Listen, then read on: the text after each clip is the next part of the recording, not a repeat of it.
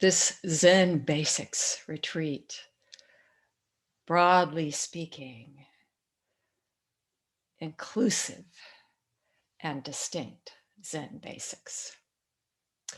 On the first day, Henry took us to the taproot of the 4 Marks of Zen, a teaching attributed to Bodhidharma that has suffused tradition and this wall-gazing practice for some 1,500 plus years now.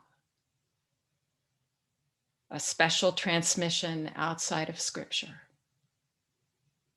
A special transmission or discovery that is not contained in doctrine, that goes beyond all the teachings of the Buddha. How could it possibly be contained? Not relying on words or letters. This essential reality of who we are doesn't rely on anything that can be said or fixed in place or based on a gap that can then be bridged to make meaning, such as language does. Pointing directly to the heart, the Shen, the fundamental core of who we are. That's what this practice does. Dogen calls it practicing realizing. It is realizing us all the time, moment to moment. And then the 4th mark, becoming Buddha, becoming awake, becoming you.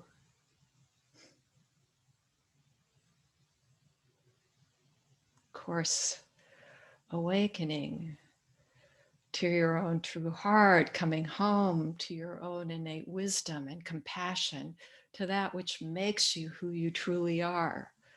This intrinsic freedom and inexhaustible love that we've been hearing about and soaking in, expressing, receiving, maintaining, returning.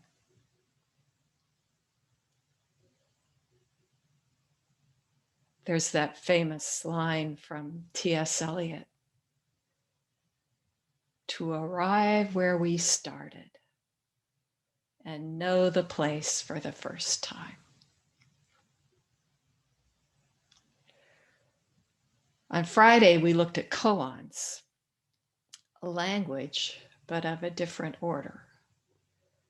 Not only pointing to the human heart, but presenting it, inviting us into this world to inhabit it. Not just to hear a turning word, but to be it. That talk ended with a verse about 33 ancestors, deeply awakened masters in the lineage, a number in which Bodhidharma is counted twice. Once as the last Indian patriarch or ancestor, and again as the first Chinese ancestor. The bridge, the circle, the seamless intersection of double zeros in the infinity sign that Yamada Koan so often used to signify our true life. Bodhidharma, awakened Dharma. When Henry and I touched base at the end of the day yesterday about this talk, it was like, well, there's a koan right there. Bodhidharma.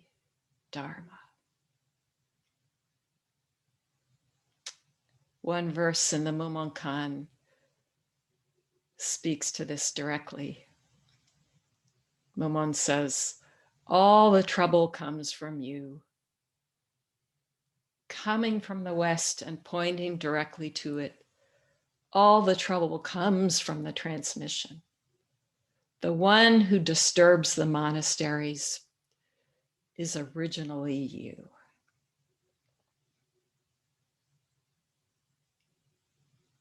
Of course, Bodhidharma resounds. All this trouble, all the sitting, the teaching, the subverting of the teaching, all pointing directly to what?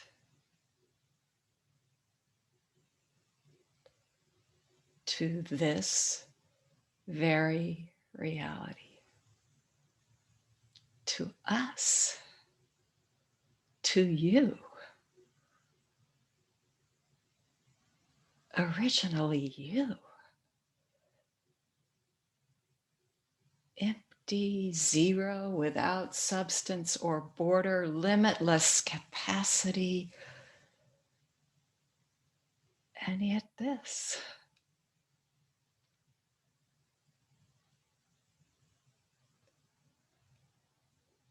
That there is anything at all. This great compassion.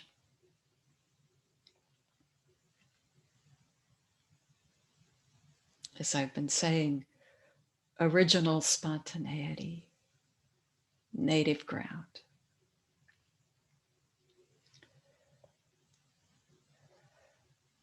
And just for this recap, yesterday, Henry took us still deeper into this world of wisdom and compassion through Bodhidharma's outline of practice. The two entrances of principle and practice, two avenues for entering the way, which, however you approach it, is again none other than you, this way. Such an encouragement and a relief. Henry said, you are that, alongside Bodhidharma, that which we cannot find by looking, because it is our looking. At the same time, there's a path to realizing it, a path to becoming ever more in accord with who you truly are.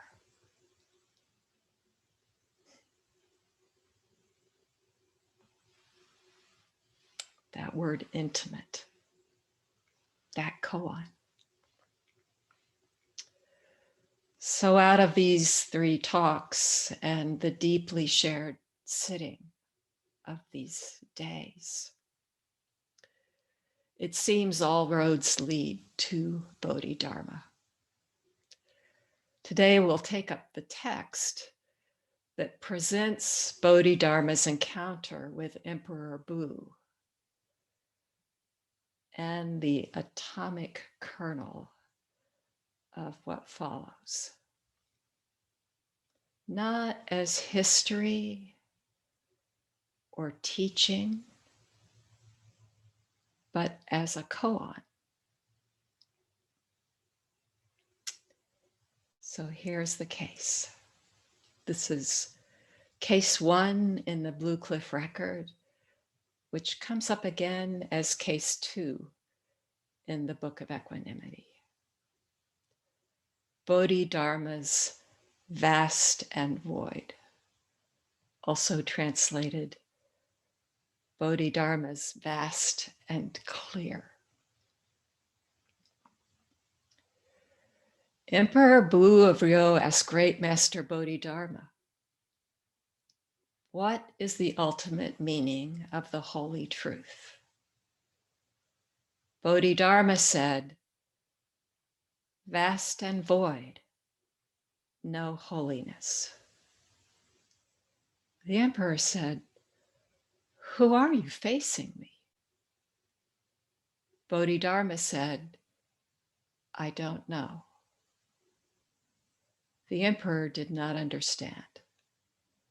Finally, Bodhidharma crossed the Yangtze River and came to the kingdom of Gi. Later, the emperor asked Shiko about it. Shiko said, "Does your majesty know who that man is?" The emperor said, "I don't know." Shiko said, "He is the Mahasattva Avalokiteshvara, transmitting the seal of the Buddha's mind." The emperor regretted what had happened and wanted to send an emissary to invite Bodhidharma back. Shiko said, "Your Majesty, don't say to send an emissary to fetch him back. Even if everyone in the land were to go after him, he would not return."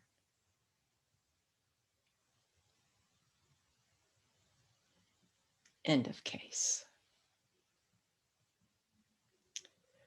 Emperor Bu of Ryo, said to have lived from 464 to 549. Great patron of Buddhism, practicing, studying, building temples, supporting monks. He even became a monk several times, but was ransomed back by, the folks in charge to become the emperor. We need you.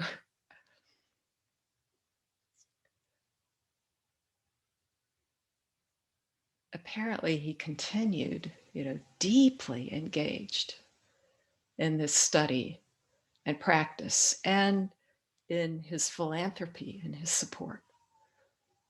So just before the exchange in this case, apparently the emperor's first question to Bodhidharma,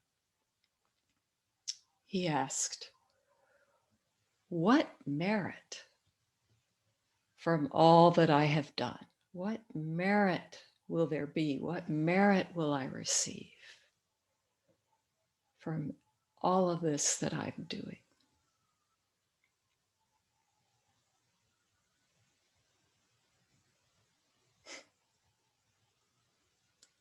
That's a very understandable question. What merit? And Bodhidharma says, no merit.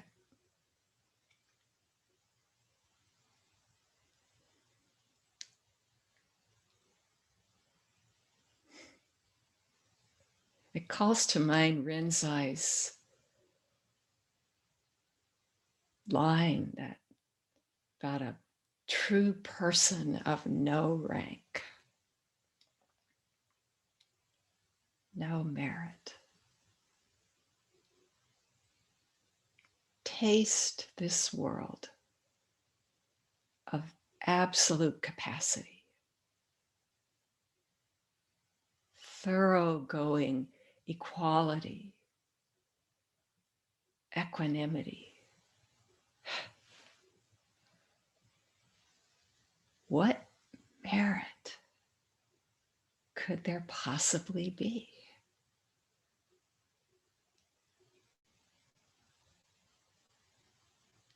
To be in accord, Bodhidharma says, to match this real world in his teaching. The best merit is no merit.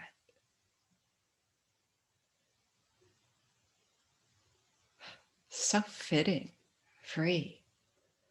Merit like a drop of water in this vast ocean. You take a drink and my thirst is quenched. What merit!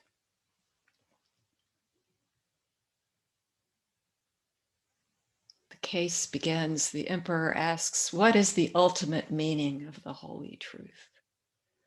He's been cultivating a world of holiness, investing it with meaning and identity. This world set apart, high, pure. What is most holy? What is the ultimate truth? The fundamental meaning of this life? Out of his own context, his real question may have been, who am I? What am I? Bodhidharma responds, vast and void, no holiness.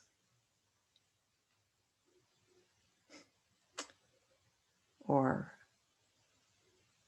no holiness, vast and clear, vast and empty. Where would you find anything like holiness? Anything at all?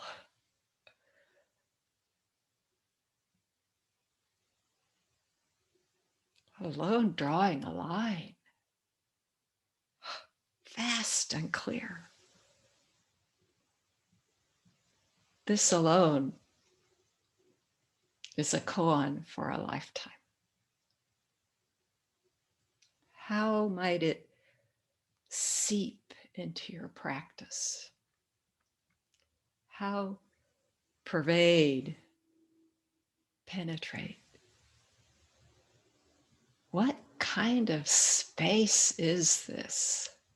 Vast and clear. Inside, outside? Is there any edge? Any beginning or end? Vast and void.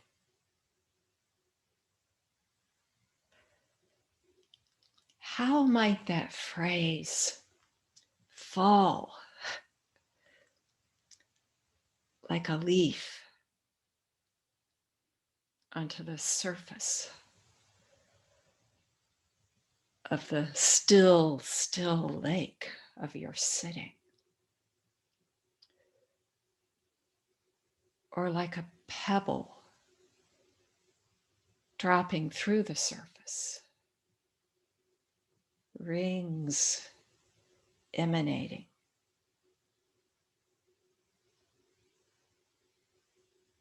Vast and clear.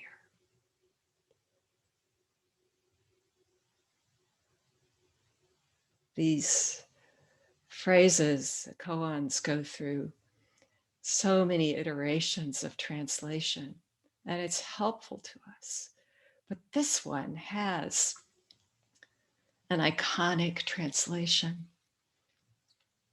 beyond any content, which is wonderful. There is none, but this vast and void.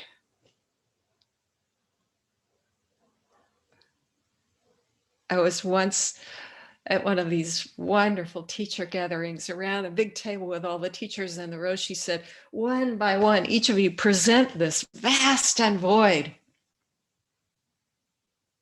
How will you show it?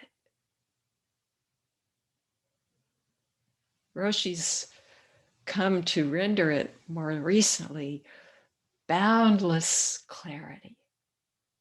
This, right where you sit. This one boundlessness, totally void, infinitely clear. One illumining. Yamada Koan Roshi once called it light sitting in light, vast and clear.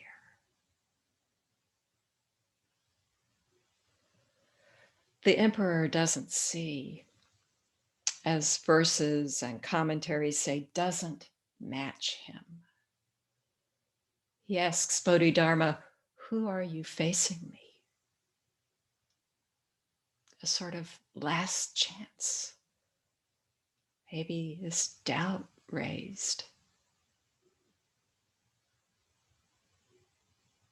In that same teachers gathering, I remember Ryan Roshi talking about how much Bodhidharma respects this emperor, the possibility of spreading the Dharma, and how seriously he takes the emperor's question.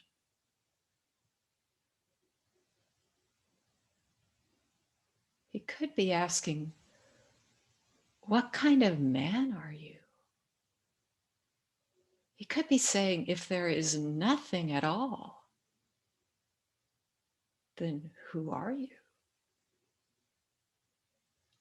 It doesn't really seem that he's come to that. Who are you facing me? Who are you?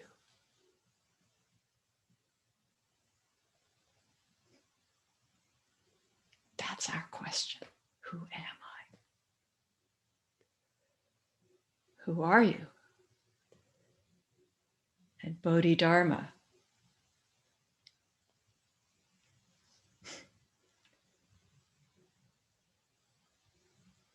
totally honest.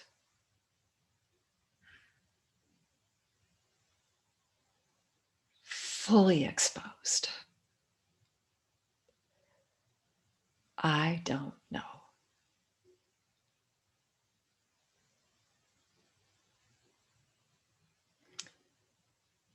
Yesterday, Henry quoted a line from another koan, not knowing is most intimate. And then in the Q&A, someone picked up on the phrase, most intimate. Just noting its beauty. Most intimate. That is a fitting way to approach a koan. Where is the beauty?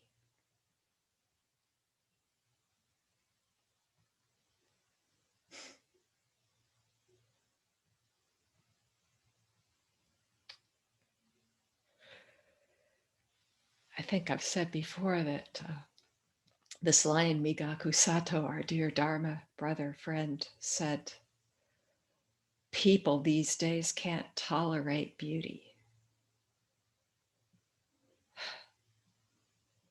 Your separate self, that phantom, can't survive beauty. I was reading about this just this week, and an art critic who said, beauty stops us in our tracks and makes us change direction. Or in this case, really taste this. I don't know. And maybe everything is swallowed. Not a trace of those tracks.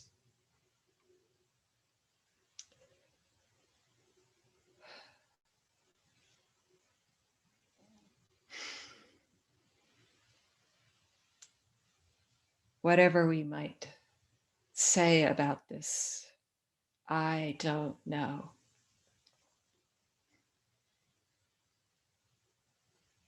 Bodhidharma is perfectly, thoroughly presenting vast and void.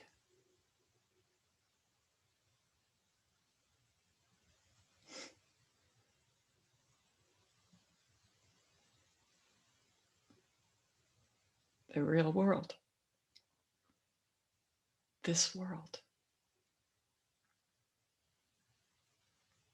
Henry commented yesterday, uncertainty is a practice intensifier.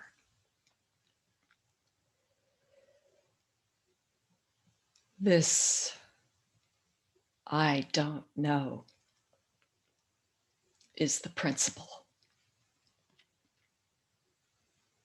Does your majesty know who that man is? The emperor said. I don't know. Ah.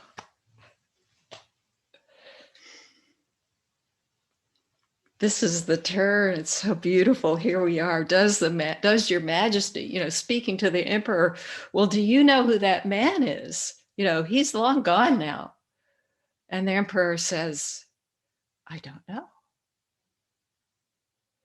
Just to appreciate this contrast between the emperor's don't know and Bodhidharma's I don't know. I don't know. I don't understand. I can't figure him. In this, I don't know, of Bodhidharma's presentation. I mean, his honest answer. There's nothing but space, dynamism, constant change, immeasurable capacity, infinite possibilities. There's a leap here. That great leap, as if into a black hole. But as Henry said, it's a wondrous darkness. It's a leap, and there's also a continuum. And I'm about to end here. Oops. Please do speak, Henry. I just wanted to say this last bit about this I don't know in practice. When my teacher gave me Mu, I've mentioned this before. Thereafter, and this was just his way at that time of teaching, every single Doksan, and they were very regular, began with the bow, and then my practice is Mu. What is Mu? I don't know. My practice is Mu. What is Mu? I don't know.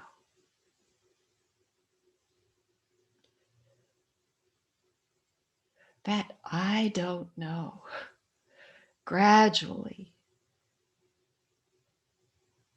morphed, transmuted, changed, wore something down, and opened up into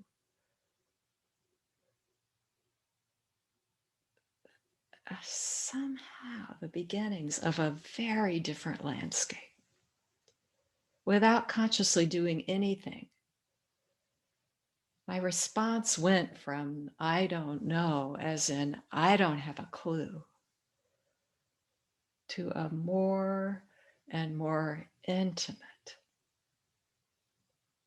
don't know. I don't know. Mu. I don't know. Mu. I don't know.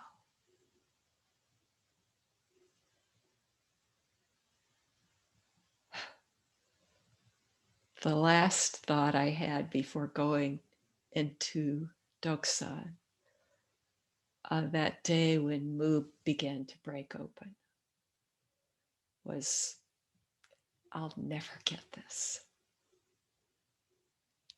Lap wet with tears. I don't know.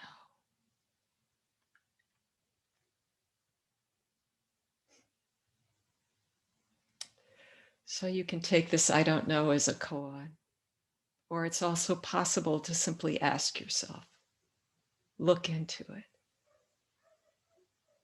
be honest. What do you know? If there's something there, something you think you know, then simply acknowledge, to this extent, I know.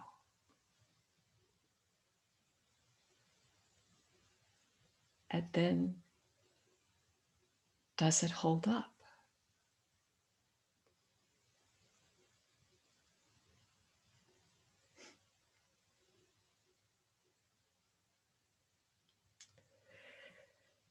So I'd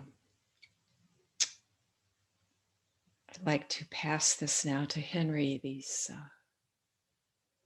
all of this crossing the river, all of this 9 years of sitting facing the wall, all of this with great, great gratitude for this practice, and Henry, for your eye and your heart and your generosity. Thank you.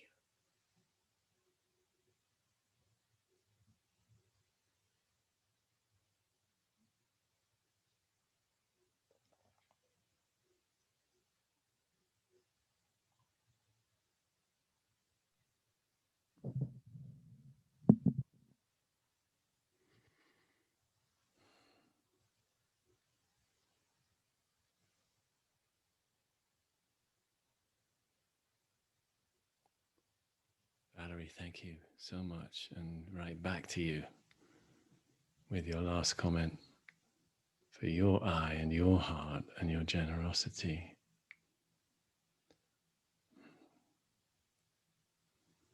I sort of had when Valerie and I were talking about sharing this talk today, I actually had a secret agenda, which was that Valerie would do the talk. And I think she has done. I think she has done.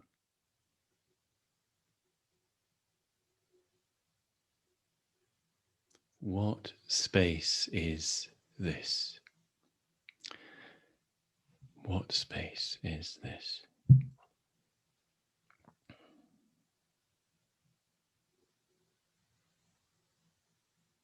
Does it have a size?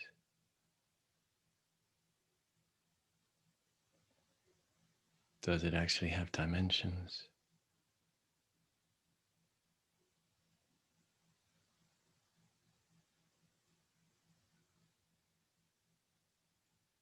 You know, in case some of this is really sounding inscrutable and hopelessly abstract, you know, of course it might, and from another side, it's not at all abstract. It's attempts to describe something most vivid and palpable.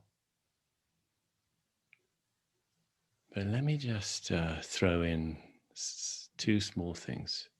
Truth. What's the holiest truth? Vast and void, sizeless and clear, no truth.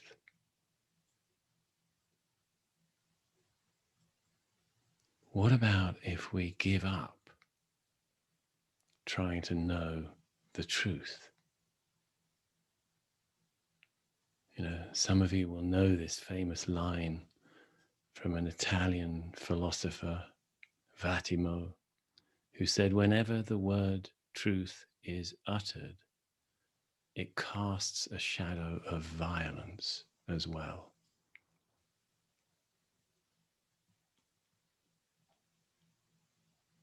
Bodhidharma gives up truth. He gives up on it long, long ago. What is it for us to give up truth with a capital T?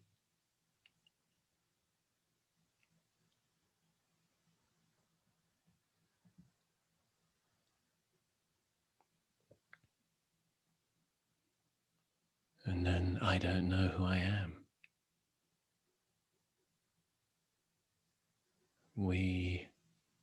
Of course, for years we've been thinking we know who we are, sort of clinging to knowing who I am.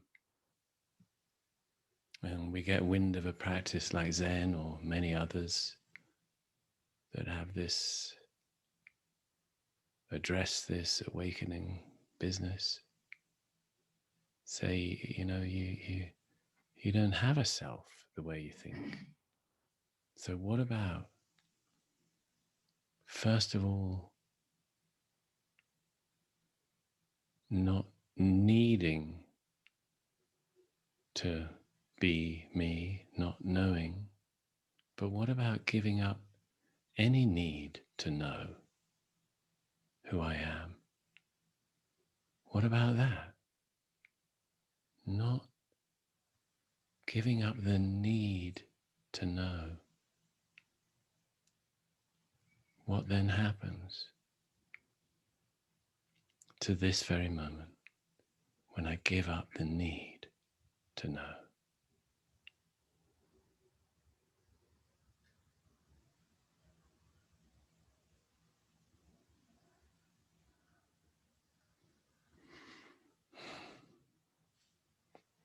Just a tiny little possible pointer. Thank you, thank you, thank you. Just let's just enjoy this. What space is this?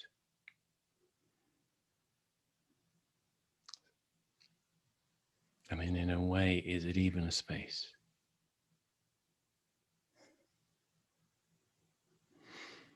Oh, thank you, Valerie, and thank you, everybody.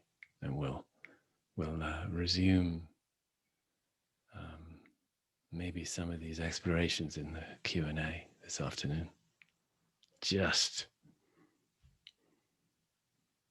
savoring, appreciating just this as it is. Just this. So not something else, just this.